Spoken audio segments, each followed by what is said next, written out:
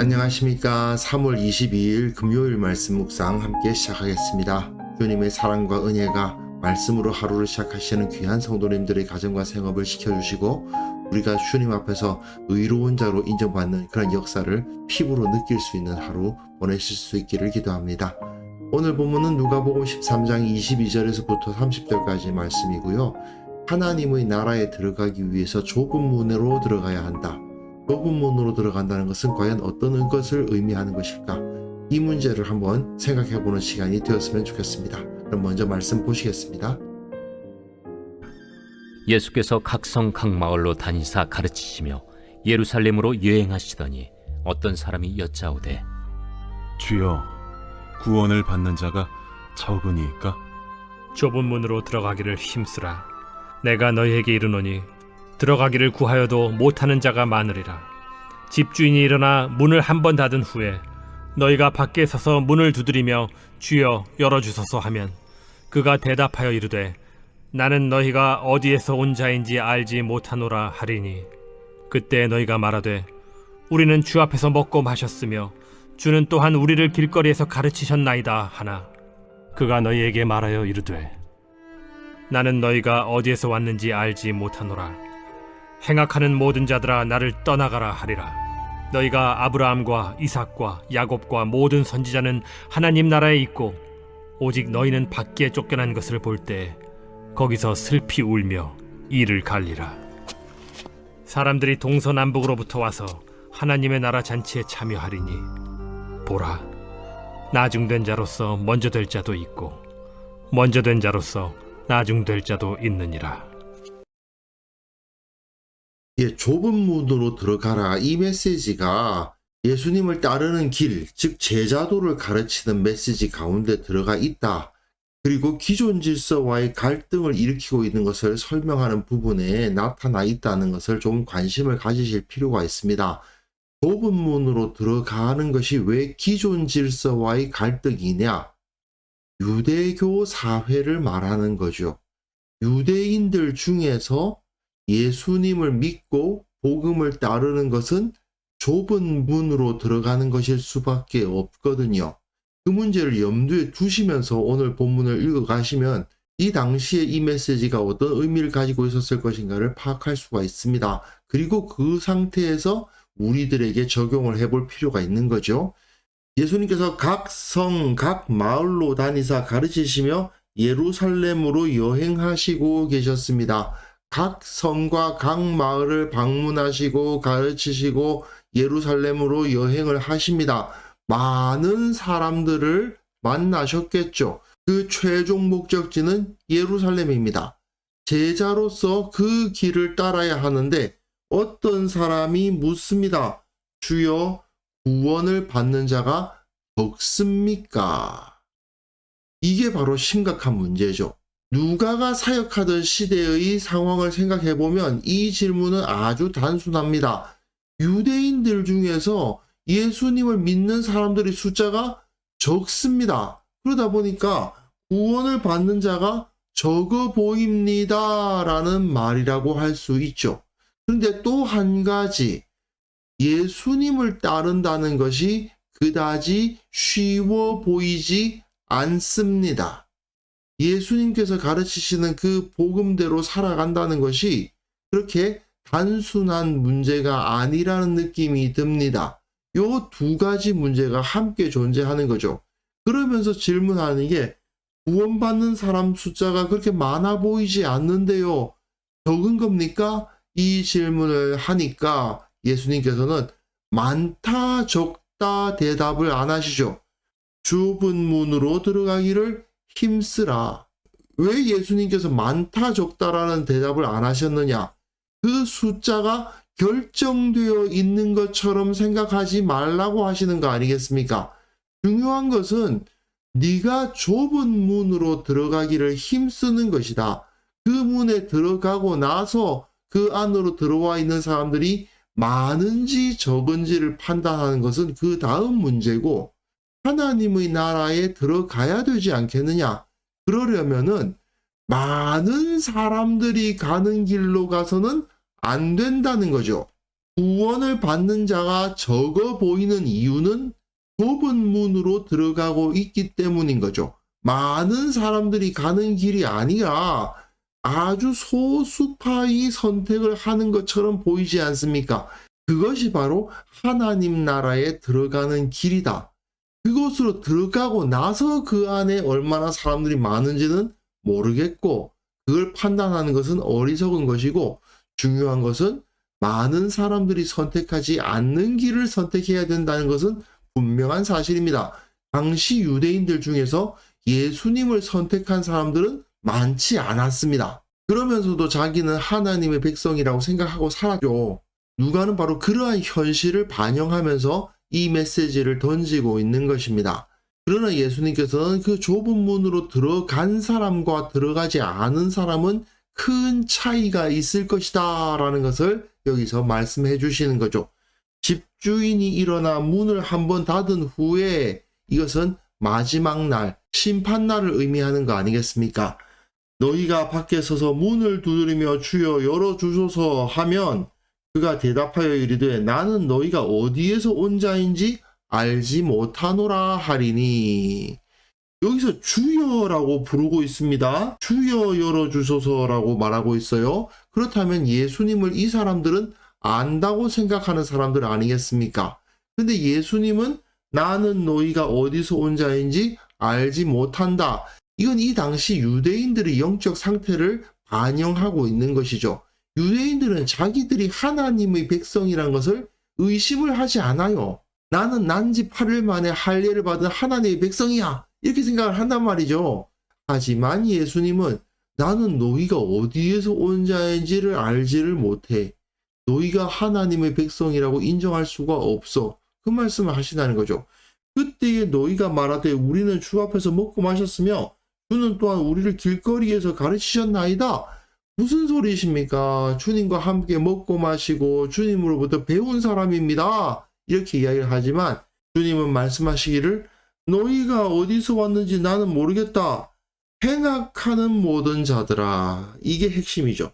행악하는 모든 자들아.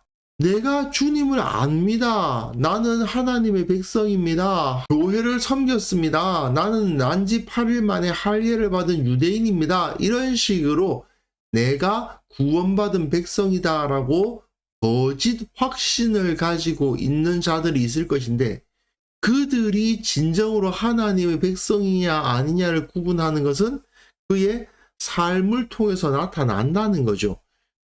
아무리 예수님을 믿는다고 하면 뭐합니까? 아무리 자기가 하나님의 백성이라고 주장하면 뭐합니까? 그 삶을 뜯어보니까 악행을 저지르고 있으니까요.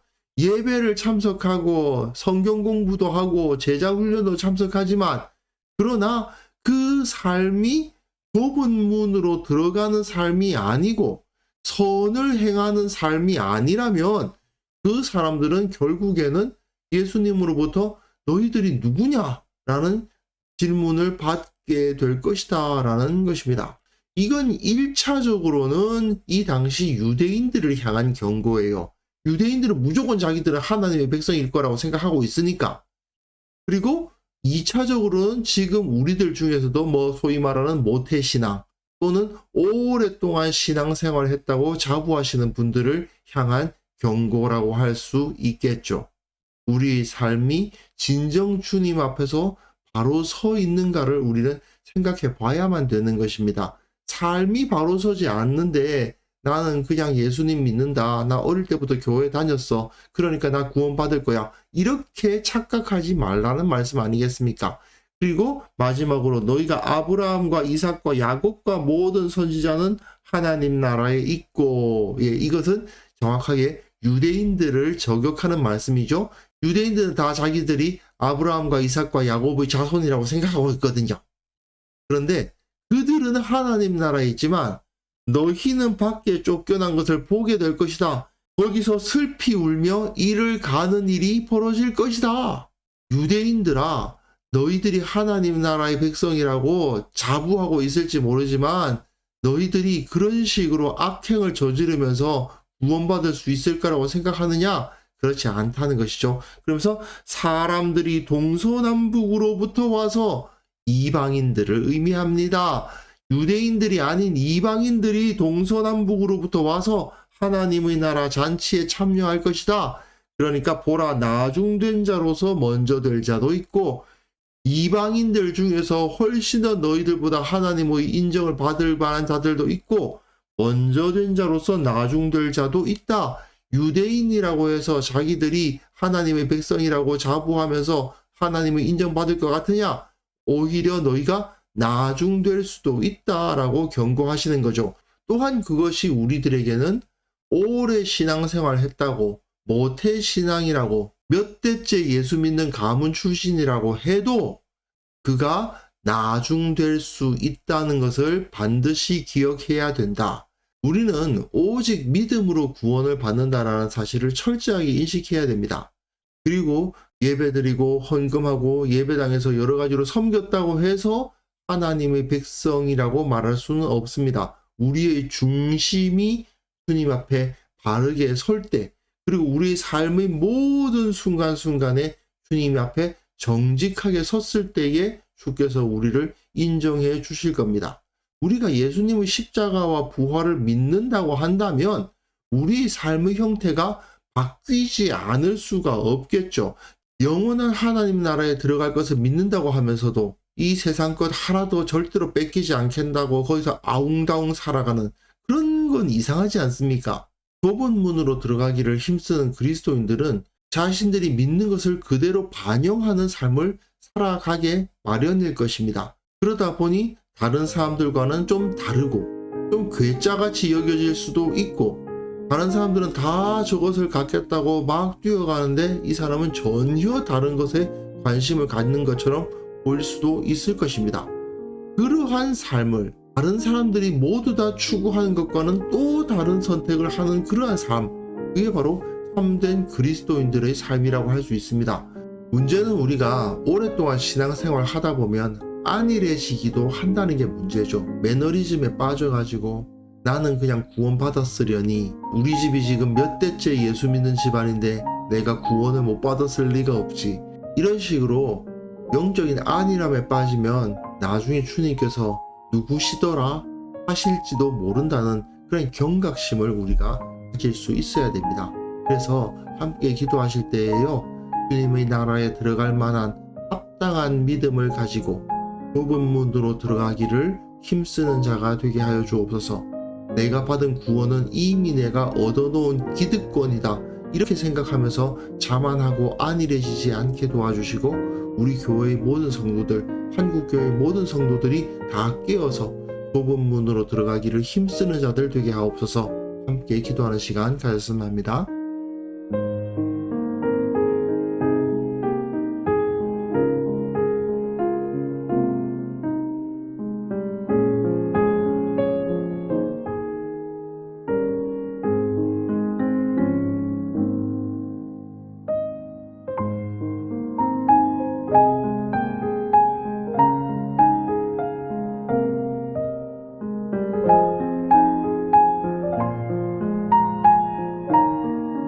하나님 아버지, 주님의 나라에 들어가기에 합당한 믿음을 갖게 하옵소서.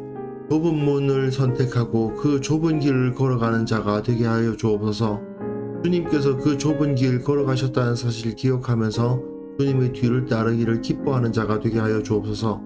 다른 사람들처럼 살기를 원하는 것이 아니라 주님처럼 살기를 원하는 자들 다 되게 하여 주시고 우리 교회 모든 성도들 주님의 은혜를 만끽하며 기뻐하며 좁은 문으로 들어가고 그 좁은 길을 걸어갈 때에 주님의 은혜 가운데 충만한 자들 다 되게 하여 주옵소서.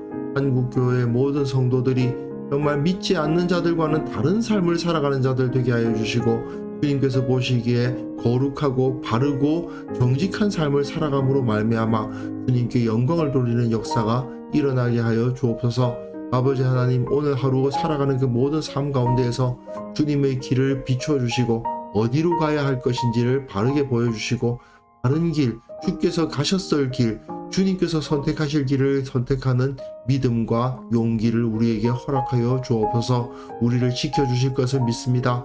기도에 응답해 주실 것을 믿습니다. 모든 필요를 채워주실 것을 믿습니다. 이 믿음으로 살아가게 하옵소서. 감사드리고 예수님의 이름으로 기도합니다. 아멘.